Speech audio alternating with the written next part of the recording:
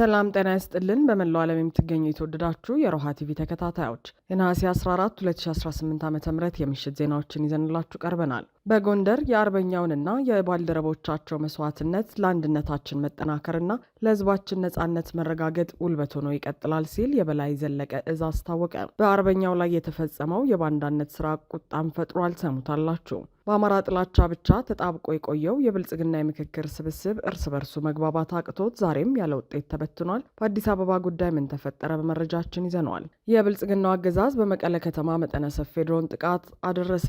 የክልሉ መንግስት መግለጫ ሰጥቷል። እንመለከተዋለን። ተነጣጥለን የጥፋት ኃይሎች ሰለባ ነን ሲሉ የኢትዮጵያ ፋኖ በደቡብና የጋምቤላ ህዝቦች ነጻነት ጦር ታሪካዊ የጋራ ማዕከላዊ እዝ ምስረታ አድርገው ከአገዛዙ ጋር ትግል ጀመሩ። በሀገር ውስጥ በከፋ ቀውስ ውስጥ የሚገኘው የብልጽግናው አገዛዝ በአባይ ላይ በሚያሰማው ያልተጠና ፕሮፓጋንዳ ምክንያት ከግብጽ ለሶስተኛ ጊዜ ማስጠንቀቂያ ተሰጠው። አድማጭ ተመልካቾቻችን አብራችሁ ልትቆዩ ከፈቀዳችሁ እነዚህ መረጃዎች በዝርዝር የምናሰማችሁ ይሆናል። የሮሃ ቲቪ ወቅታዊና ሀቀኛ መረጃዎች እንዲደርሷችሁ ቻናሉን ሰብስክራይብ፣ ላይክ እና ሼር በማድረግ አሁኑኑ ቤተሰብ ይሁኑ።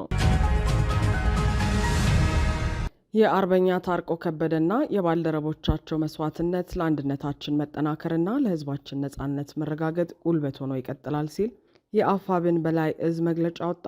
በጎንደር አንድነት የአማራ ስብጥር ውስጥ የህዝብ ወታደራዊ ፍርድ ቤት ሰብሳቢና የኪንፋዝ በገላ ታዲዮስ ታንቱ ዋና አዛዥ የነበሩት አርበኛ ታርቆ ከበደ የተሰጣቸውን ኃላፊነት በብቃት እየተወጡበት ባሉበት ከጠላት ጋር በመሻረክ በተፈጸመባቸው የባንዳነት ሴራ መስዋዕት መሆናቸው ታውቋል። በዚህም የአማራ ህዝብ የሚያካሄደው ሁለገብ የህልውና ትግል አካል የሆነው የበላይ ዘለቀ ሶስተኛ እዝ ዛሬ ነሐሴ 14 2018 ዓ.ም ባወጣው መግለጫ በእዝ ውስጥ ከፍተኛ አመራር የነበሩት አርበኛ ታርቆ ከበደና አብረዋቸው የነበሩ የቁርጥ ቀን አርበኞች መስዋዕት መሆናቸውን ይፋ አድርገዋል። የእዙ መግለጫ እንደሚያስረዳው አርበኛ ታርቆ ከበደ ባለፉት 3 ዓመታት የሜዳ ላይ ግዳጆችን ከመወጣት ባሻገር አሃዶችን በማደራጀት የፍትህ በላይነትን በማረጋገጥና በጎንደር አንድነት አመራርነት ውስጥ የወታደራዊ ፍርድ ቤት ሰብሳቢና የኪንቫዝ በገላ ታዲዮስ ታንቱ ዋና ወታደራዊ አዛዥ በመሆን በከፍተኛ ቁርጠኝነት ሲያገለግሉ የቆዩ የውጊያና የአዛዥነት ተምሳሌት ነበሩ። ሆኖም ግን ባለፉት 3 ዓመታት ከጠላት ኃይል ጋር በሚደረጉ አውደ ውጊያዎች ሁሉ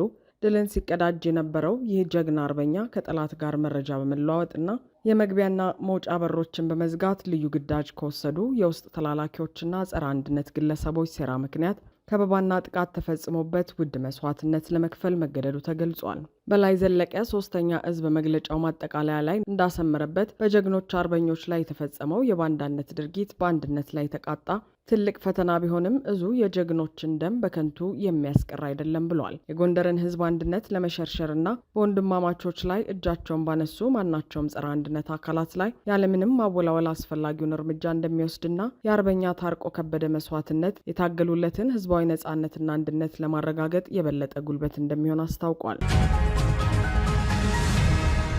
በአማራ ጥላቻ ብቻ ተጣብቆ የቆየው የብልጽግና የምክክር ስብስብ እርስ በርሱ መግባባት አቅቶት ዛሬም ያለ ውጤት ተበተነ። የአማርኛ ቋንቋንና የሃይማኖት ተቋማትን ያገለሉ የጽንፈኝነት ውሳኔዎችን ሲያሳልፍ የቆየው የካድሬዎች ስብስብ የሽመልስ አብዲሳው የኦሮሚያ ብልጽግና አዲስ አበባን በብቸኝነት ለመጠቅለል ባቀረበው አምባገነናዊ ፍላጎት ምክንያት ጉባኤው ተቋርጧል። በአማራ ጥላቻና ጸረ ህዝብ አቋም ላይ ብቻ አንድ በመሆን የአገዛዙን የስልጣን ዘመን ለማራዘም ሲል ሀገራዊ ምክክር ጉባኤ በሚል ሲያካሄድ የነበረው የብልጽግና ካድሬዎች ስብስብ በአዲስ አበባ ከተማ የወደፊት እድልና አደረጃጀት ላይ እርስ በርሱ መስማማትና መግባባት በማጣቱ ምክንያት ዛሬ ይጠናቀቃል የተባለው ስብስብ ያለምንም ስምምነት ተቋርጧል። ይህ በህዝብ ዘንድ ቅቡልነት ያጣውና የአገዛዙን የስልጣን ዕድሜ ለማራዘም የተዘጋጀው የምክክር መድረክ መላው የሚያዝበትንና የሚረዳውን የአማርኛ ቋንቋ ጨፍላቂ ነው በሚል በጸረ አማራነት ጽንፍ ረግጠው ብሔራዊ ቋንቋ እንዳይሆን በመከልከል እንዲሁም ሃይማኖትና መንግስት አንዱ ባንዱ ጣልቃ አይገቡም የሚለውን ህግ ላይ በመረማመድ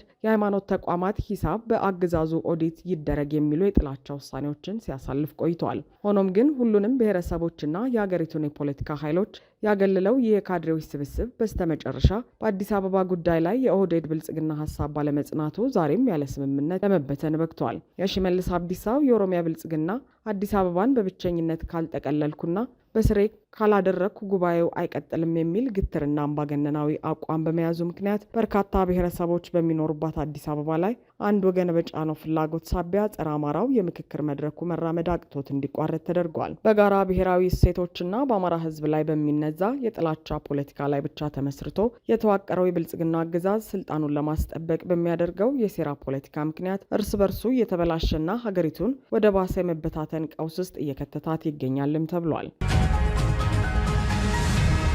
የብልጽግናው አገዛዝ በመቀሌ ከተማ በሚገኙ የሲቪል መኖሪያ ቤቶች ላይ መጠነ ሰፊ የድሮን ጥቃት ዛሬ ጠዋት መፈጸሙን የክልሉ መንግስት አስታወቀ።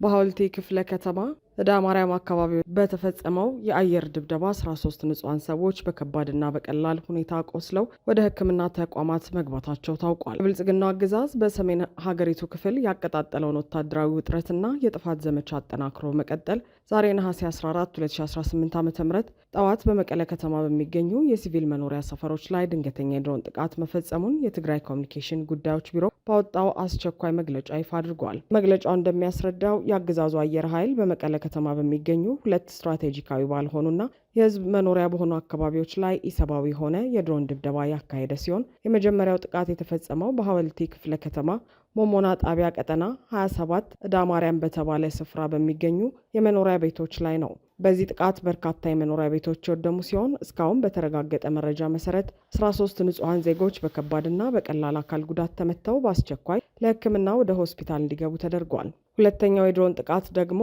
በኩሃ አካባቢ የተፈጸመ ሲሆን በዚህኛው ስፍራ በሰው ህይወትና አካል ላይ የደረሰ ጉዳት እስካሁን አለመመዝገቡን ቢሮው ገልጿል። የትግራይ ኮሚኒኬሽን ጉዳዮች ቢሮ አክሎ እንደገለጸው የአብይ አህመድ አገዛዝ በትግራይ ህዝብ ላይ የደቀነውን የጥፋትና የዘር ማጥፋት ዓላማ ለማስፈጸም ሲል በተደጋጋሚ በሲቪል ተቋማት ላይ፣ በህዝብ ሰፈሮች ላይ የአየር ድብደባ ማካሄዱን የተያዘው በመሆኑ ወደፊትም ተመሳሳይ ተከታታይ ድሮን ጥቃቶች ሊካሄድ እንደሚችል ግልጽ ሆኗል ብሏል። ከዚህም በመነሳት መላው የትግራይ ህዝብ በተለይም በከተሞችና በህዝብ በሚበዛባቸው አካባቢዎች የሚኖሩ ዜጎች በሚያደርጓቸው ማናቸውም አይነት የዕለት ተዕለት እንቅስቃሴዎች፣ ስብሰባዎችና ስራዎች ላይ ከፍተኛ ወታደራዊና ደህንነታዊ ጥንቃቄ እንዲያደርጉ የትግራይ ኮሚኒኬሽን ጉዳዮች ቢሮ በጥብቅ አሳስቧል።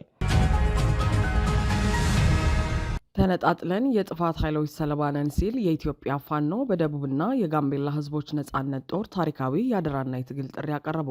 የኢትዮጵያ ፋኖ በደቡብና የጋምቤላ ህዝቦች ነጻነት ጦር በፖለቲካ በወታደራዊና በዲፕሎማሲ መስኮች ስትራቴጂካዊ ውህደት በመፍጠር ከማንኛውም ቡድናዊ ፍላጎት ነጻ የሆነ ማዕከላዊ እዝ መመስረታቸውን ይፋ አድርገዋል። ንቅናቄው ባወጣው ይፋዊ መግለጫ የአገዛዙ የመንግስት መዋቅር ህዝባዊ ባህሪውን አጥቶ የጠባብ ጎጠኞችና የአምባገነኖች የግል መገልገያ መሆኑን ገልጾ አገዛዙ በአማራ፣ በትግራይ፣ በቤኒሻንጉል ጉሙዝና በአፋር ወገኖች ላይ የሚያካሂደውን የድሮን ድብደባና የጅምላ ጭፍጨፋ እንዲሁም በደቡብና በጋምቤላ ህዝቦች ላይ የሚፈጸመውን ግድያና የመሬት ነጠቃ አውግዟል። በዚሁ መግለጫ ደጋህን ታሪካዊ የውህደትና የጋራ እዝ ምስረታ ብስራቱን ይፋ ያደረገ ሲሆን የኢትዮጵያ ፋኖ በደቡብና የጋምቤላ ህዝቦች ነጻነት ጦር አጠቃላይ የትጥቅና የፖለቲካ ኃይሎቻቸውን በማስተባበር ከ38 በላይ ብሔረሰቦች ተወካዮችን ያካተተ አንድ ጠንካራ የጋራ ህዝባዊ ምክር ቤትና ማዕከላዊ የፖለቲካና የወታደራዊ እዝ መስርተዋል። ይህ ውህደት የደቡብና የጋምቤላ አካባቢ ታጋይ ኃይላትን በፖለቲካ፣ በወታደራዊ፣ በደህንነትና በዲፕሎማሲ መስኮች በአንድ ማዕከላዊ እዝ ስር ያሰባሰበ መሆኑ ተብራርቷል። ደጋህን ለአማራ ፋኖ ብሔራዊ ንቅናቄ አፋብንና ለአቻ ሀገራዊ ኃይላት ባቀረበው ጥሪ በሁሉም አካባቢዎች የሚደረጉ የህልውና ትግሎችን ወደ አንድ ሀገራዊ ፖለቲካ ዣንጥላ በማምጣት የአገዛዙን የመከፋፈል ሴራ ለመስበር ጥሪ አቅርበዋል። በተጨማሪም ከመከላከያ ሰራዊትና ፖሊስ እስከ ዲያስፖራው ያለው ማህበረሰብ የህዝቡን አመፅ እንዲቀላቀልና ትግሉን እንዲደግፍ ጠይቋል። በሀገር ውስጥ በከፋ ቀውስ ውስጥ የሚገኘው የብልጽግናው አገዛዝ በአባይ ላይ በሚያሰማው ያልተጠና ፕሮፓጋንዳ ምክንያት ከግብጽ ለሁለተኛ ጊዜ ማስጠንቀቂያ አስተናገደ። አገዛዙ የውስጥ ውድቀቱን ለመሸፈን ከታላቁ ህዳሴ ግድብ ምንም ጠብ ያለ ጥቅም ላላገኘው የኢትዮጵያ ህዝብ ሌላ ጎን ለጎን 3 ተጨማሪ ግድቦችን ለመገንባት ማቀዱን የሚጠቁሙ መረጃዎችን በመልቀቁ ካይሮ በ2 ሳምንታት ውስጥ ለ3ኛ ጊዜ ግልጽ ማስጠንቀቂያ እንድትሰጥና ሀገሪቱን አደገኛ ቀጠናዊ ውጥረት ውስጥ እንዲከታት አድርጓል። የብልጽግናው አገዛዝ ሀገሪቱን በከፋ የሀገር ውስጥ ጦርነት፣ የብር የመግዛት አቅም ውድቀትና የማክሮ ኢኮኖሚ መታወቅ ውስጥ በዘፈቀበት በአሁኑ ወቅት ከታላቁ የህዳሴ ግድብ በተጨማሪ በአባይ ወንዝ ላይ 3 ተጨማሪ ግድቦችን ገነባለሁ በሚል በሚያሰራጨው ያልተጠና መረጃ ምክንያት የግብጽ መንግስት ኢትዮጵያ አዳዲስ ግድቦችን እንድትገነባ ፈጽሞ እንደማይፈቅድ አዲስ ጠንካራ ማስጠንቀቂያ እያወጣች ነው። የግብጽ ባለስልጣናት ያስተላለፉት የአዲስ አቋም አገዛዙ የውስጥ የፖለቲካና የወታደራዊ ውድቀቱን ለማስቀየርና የህዝብን ትኩረት ለማስለወጥ ሲል በአባይ ተፋሰስ ላይ አዳዲስ ፕሮጀክቶችን ለማስጀመር ማቀዱን የሚገልጹ መረጃዎች ይፋ ከሆኑ ወዲህ በካይሮ በኩል በ2 ሳምንታት ጊዜ ውስጥ የተሰጠ ሶስተኛው ይፋዊ ማስጠንቀቂያ ሆኖ ተመዝግቧል። አገዛዙ አጠቃላይ ሀገሪቱን ለቀጠናዊ አደጋ በሚጋብዝ መልኩ በሚከተለው ያልተሰላና የከሰረ የዲፕሎማሲ አካሄድ ምክንያት ካይሮ በአባይ ወንዝ ውሃ ላይ የሚደረግ ማንኛውንም ተጨማሪ ፕሮጀክት በታችኞቹ የተፋሰሱ ሀገራት በተለይም በግብጽ የውሃ ደህንነት ላይ ቀጥተኛ ስጋት ይፈጥራል ስትል ዛቻን አጠናክራለች። በሀገር ውስጥ የዜጎችን ደህንነት ማስጠበቅ ያልቻለውና የኢኮኖሚ ውድቀቱን ማቆም የተሳነው አገዛዝ በአባይ ወንዝ ላይ የሚገነቡ ፕሮጀክቶች ጉዳት አያደርሱም የሚል የተለመደ መግለጫ ቢሰጥም የተቀናጀ ዲፕሎማሲ አቅም ማጣቱና በዓለም አቀፍ ደረጃ አጋር ማጣቱ ሀገሪቱን ለከፋ ወታደራዊና የጂኦፖለቲካዊ ስጋት አጋልጧታል ሲሉ ተንታኞች በማንሳት ላይ ይገኛሉ። አድማጭ ተመልካቾቻችን የሰዓቱ የሮሃ ቲቪ ዜናዎች የተከታተላችኋቸውን ይመስሉ ነበር። አብራችሁን ስለነበራችሁ ከልብ እናመሰግናለን። ሰላም።